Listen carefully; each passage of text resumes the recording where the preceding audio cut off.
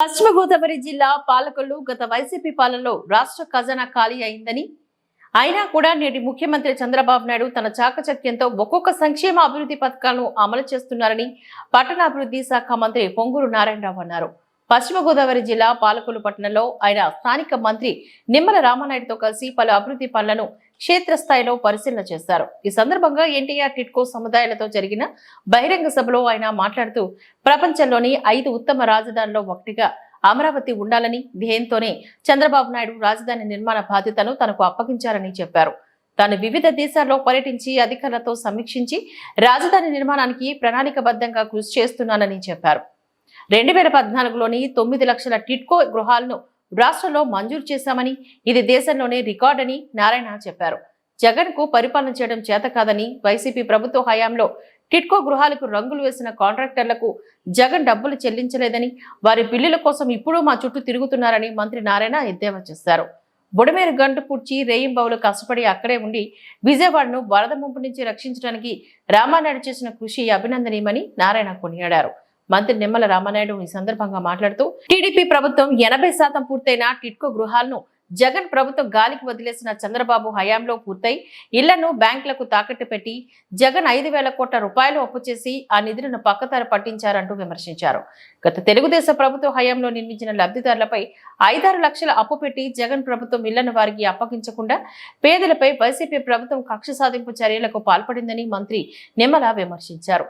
ఈ సందర్భంగా పాలకొల్లు పట్టణంలో పురాతన మంచినీటి సరఫరా విభాగాన్ని, అబ్దుల్ కలాం పార్కు, నారా చంద్రబాబు నాయుడు రామగుండం ఉద్యానవనం, ఎన్టీఆర్ కళాక్షేత్రాన్ని, అన్నా క్యాంటీన్, టిడ్కో గృహ సముదాయాన్ని ఈ సందర్భంగా మంత్రులు క్షేత్రస్థాయిలో పరిశీలన చేసి ప్రజలతో మాట్లాడారు.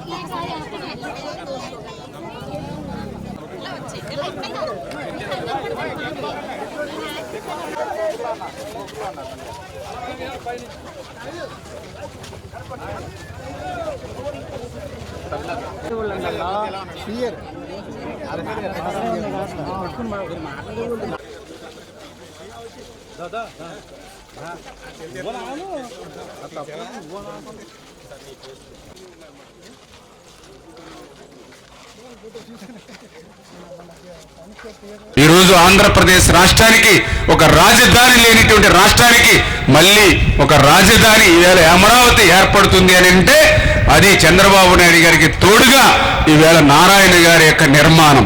ఈరోజు మేము అసెంబ్లీలో కూర్చున్నామని అంటే అది నారాయణ గారి నిర్మాణం చేసింది. ఈరోజు సెక్రటేరియట్లో మరి కూర్చుని మరి గత 5 సంవత్సరాల ముఖ్యమంత్రి కూడా కూర్చుని పనిచేశాడని అంటే అది నారాయణ గారు కట్టినటువంటి సెక్రటేరియట్. మా మీద అక్రమమైనటువంటి కేసులు పెట్టినటువంటి డీజీపీ ఆఫీస్ కూడా నారాయణ గారు కట్టిందే.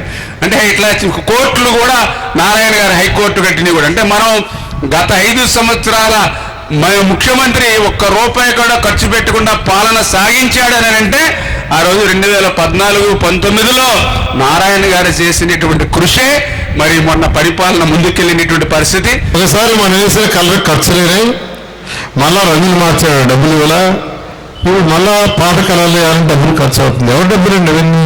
ప్రజల సొమ్ము. అంటే పరిపాలన చేయటం జగన్మోహన్ రెడ్డి రాదు. నేను ఎందుకు చెప్తున్నానంటే 2019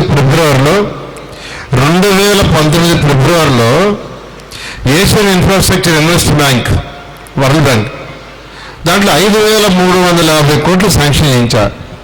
దేనికంటే ప్రతి ఒక్కరికి ఈ రాష్ట్రంలో ఉన్న ప్రతి మున్సిపాలిటీలో ఉండే వాళ్ళందరికీ చక్కగా ఇంటికి కొళాయి ఇవ్వాలని, ప్రతి ఇంటికి కొళాయి ఇవ్వాలని 5,350 కోట్లు.